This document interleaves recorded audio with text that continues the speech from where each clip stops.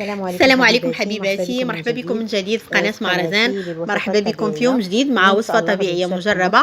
كنتمنى الفيديو ديال اليوم يلقاكم بصحة جيدة. اليوم ان شاء الله غادي نشارككم صباغة طبيعية في البيت ديالنا اللي غادي نستعملوها بمواد طبيعية للحصول على لون بني داكن او المارون شوكولا. هذا اللون اللي كيعجب بزاف ديال الناس وبزاف ديال السيدات، ووصفة زوينة بزاف وكتعطي لون رائع ونتيجة مضمونة باذن الله. يكفي انكم تتبعوا المقادير اللي غادي نستعملوا والمكونات، وان شاء الله باذن الله غادي تحصلوا على نتيجه ان شاء الله ناجحه 100%. اذا خليكم معايا لاخر الفيديو باش تشوفوا الطريقه اللي استعملت في الصباغه الطبيعيه والمكونات الاساسيه اللي لابد من نستعملوها في هذه الصبغه باش تكون ناجحه معنا.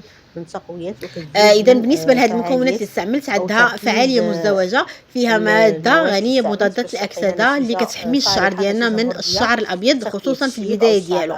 الاغلبيه ديال البنات اللي كيستعملوا الصباغات بشكل متكرر 2 أو 3 المرات في السنه راه كيتعرضوا للشيب او الشعر الابيض في الشعر ديالهم، يعني في سن مبكره.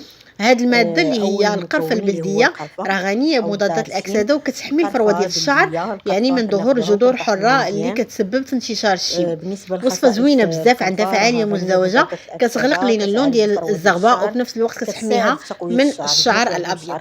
اذا خليكم معايا لاخر الفيديو باش تشوفوا المكونات اللي استعملت.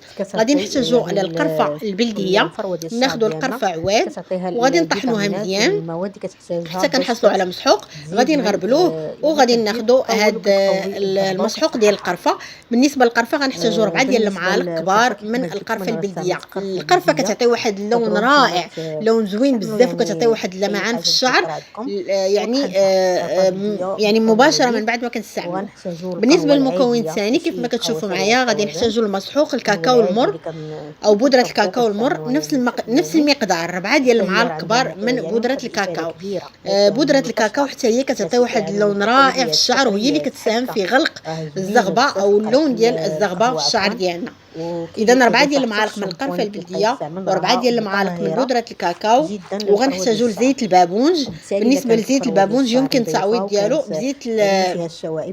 زيت الكوك باش كنغديو الزغبه ديالنا. وفي نفس الوقت السيدات او البنات اللي عندهم الشعر جاف او متقصف، راه زيت البابونج زوين بزاف، كيحميه وكيعالجه. بالنسبه لهذا المغلي اللي غادي نخلط به الصباغه ديالي، استعملت فيه معلقه من الزعتر، معلقه من البابونج ومعلقه من الازير، وكنطبخوه ومن بعد غادي نصفيوه وكنحصلوا على هذا المغلي المنقوع ديال هاد الاعشاب، هو اللي غادي نخلط به الصباغه ديالي. اذا هادو هما المكونات فقط، يعني مكونات سهله وبسيطه ومتوفره. غادي نعاود معكم المكونات باش تقيدوهم، وان شاء الله باذن الله غادي تكملوا معايا لاخر الفيديو. 4 ديال المعالق كبار من القرفه البلديه، زيت البابونج معلقه كبيره، 4 ديال المعالق كبار من بودره الكاكاو مسحوق الكاكاو، والمغلي او منقوع ديال الاعشاب، معلقه ديال الازير، معلقه ديال الزعتر، ومعلقه البابونج. كنغليوهم واحد 5 أو 6 ديال الدقائق وكنصفيهم. هذا المنقوع هو اللي غادي نحتاجوه باش غادي نخلطوا الصباغه ديالنا. اذا هادو هما المكونات، وخليكم معايا باش تشوفوا الطريقه ديال تخمار هاد الصباغه باش تجيكم ناجحه وفعاله.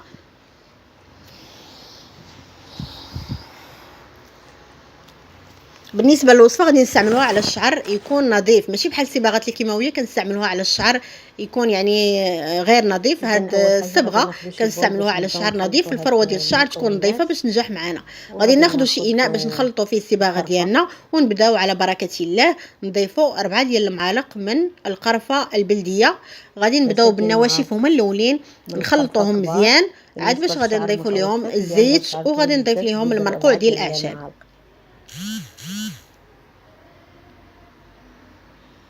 دابا غادي نزيد البودره ديال الكاكاو او مسحوق الكاكاو المر، 4 ديال المعالق، نفس المقدار، مقادير متساويه، القرفه مع الكاكاو. وبالنسبه للشعر متوسط طول، كان الشعر طويل بزاف راه غادي نزيدوا من الكميه او غنضاعفوا الكميه. غنخلطوا النواشف مزيان زوينه بزاف البنات هاد الوصفه، ونتيجتها مضمونه وسريعه. وحنا على ابواب الصيف كلشي كيبغي يعني يتهلا في الشعر ديالو ويعطيه واحد التغيير وواحد اللون زوين. وان شاء الله باذن الله غادي يعجبكم هذا اللون، يعني الاغلبيه ديال السيدات كيعجبهم البني شوكولا او المارون شوكولا. غادي نضيف زيت البابونج، ولا عندنا زيت الكوك كيف ما قلنا غادي نضيفوه باش نغديو الشعر ونحميوه من الجفاف ومن التقصفات. تقريبا نص معلقه.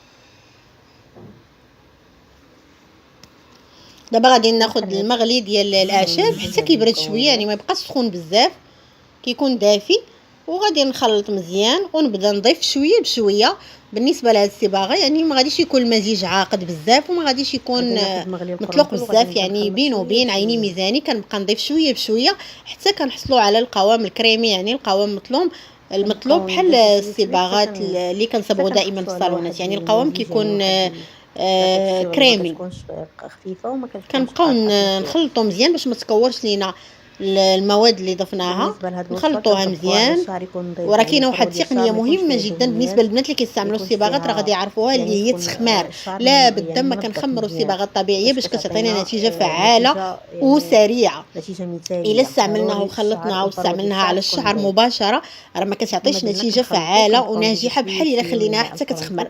لا بد ما نخليوها واحد الساعه، كنخلطوها مزيان وكنخليوها ترتاح وكنسدوا عليها مزيان ما يدخلش ليها الهواء، وكنستعملوها فوق واحد الحمام ديال مريم، يعني ماء يكون ساخن، ومن بعد كنخليوها تطلق مزيان. راه كتعطينا نتيجه رائعه. جربوها البنات وخليوا لي في التعليق النتيجه اللي لقيتوا عليها. الاستعمال الاول لون رائع جدا. اذا كيف ما قلت لكم ما غاديش يعني ما غاديش نضيف السائل كامل، كنبقى نخلط بشويه بشويه، وملي كنكون وجدت فيها كنضيف الماء يكون يعني مغلي، كنستعملوا في واحد الاناء صغير هو اللي غادي نحط فيه الصباغه ديالي، وكنخليها تطلق مزيان مزيان وترتاح، والمواد اللي فيها كتطلق لينا تمزج لينا مع بعضها، وكتعطينا التفاعل اللي حنا بغيناه باش نصبغوا الشعر ديالنا. هانتوما كتشوفوا معايا انا وجدت كلشي لاننا اصلا غادي نطبق هذه الصباغه على الشعر ديالي. ديروا الليغات واستعملوا الصباغه بشويه بشويه وعطيوها حقها باش تعطيكم لون زوين. وان شاء الله حنا على ابواب الصيف كلشي غادي يبغي داك التغيير على الشعر ديالو، وحتى الامهات ديالنا استعملوها اليوم. علاش لا؟ بالنسبه للسيدات اللي عندهم الشعر ابيض او الشيب استعملوها لهم طبيعيه، ما فيهاش مواد اللي مضره، ما فيهاش مواد حافظه، ما فيهاش كيماويات، يعني استعملوها ما فيهاش ضرر، يعني ما كاين حتى شي تخوف منها. حتى الحوامل والمرضعات يستعملوا هذه الصباغه 100%، يعني امنه 100%، ما فيها حتى شي ضرر. من بعد ما استعملت الماء ساخن خديت هذا البول ديال الزاج وحطيت فوق منه الصباغه ديالي وكنخليها ترتاح. دابا غادي نمشي نجيب شي باش يعني نغلق عليها، ما نخليش الهواء يدخل ليها باش تطلق لينا مزيان هذيك الصباغه ديالنا. مزعجه في الشعر ديالهم، كنغطيو عليها مزيان، كنزمتوها مزيان ما يدخلش الهواء نهائيا. من بعد الغسل ديالو كتولي فيه واحد الريحه مزعجه. هاد الوصفه راه والماء بالنسبه للماء يكون ساخن، يعني البخار ديالو يكون يعني باش الصباغه كتفاعل لينا دغيا وكتطلق لينا مع بعضها دغيا في مده قصيره. تقريبا غادي نخليها ترتاح ساعه او 45 دقيقه. الريحه ديال القرنفل والقرفه كتبقى في الشعر كيف ما قلنا يكون نظيف، يعني نظفناه قبل مده طويله ونشفناه مزيان عاد غنستعملوها. الصباغه الطبيعيه ماشي بحال الصباغات الكيماويه كتستعمل على الشعر نظيف، ما كتستعملش على الشعر يكون يعني يكون ما نظيفش، تكون المسام عامره ويكون الدهون والافرازات ما تخليش الصباغه تنجح معنا. من بعد ما انتم كتشوفوا معايا راه سديت عليها مزيان، غطيتها مزيان، يعني كتزمت مزيان ما كيدخلش ليها الهواء، يعني وكنحطها فوق البول كنخليها داك البخار كيطلع عليها مزيان والمواد كتفاعل والمزيج او الخليط كيتفاعل مع بعضه وكيطلق لينا مزيان، وغتكون ان شاء الله صباغه ناجحه 100%. واللون غادي يكون رائع، لون مميز بني داكن مارون شوكولا. اغلبيه البنات كيحماقوا على هذا اللون. ها هي طريقه سهله وبسيطه وبمكونات غير مكلفه وحصريه هذه الصباغه، والنتيجه ديالها مضمونه. كنتمنى البنات انكم تجربوها وتخليوا لي في التعليق النتيجه اللي لقيتوا عليها. وما كاين ما احسن من المواد الطبيعيه يعني كنستعملوها على الشعر ديالنا وحنا مرتاحين، يعني ما كاين حتى شي تخوف. كنتمنى انكم تبارطاجيو الفيديو مع الاحباب والاصدقاء، وشكرا لكم على التفاعل ديالكم.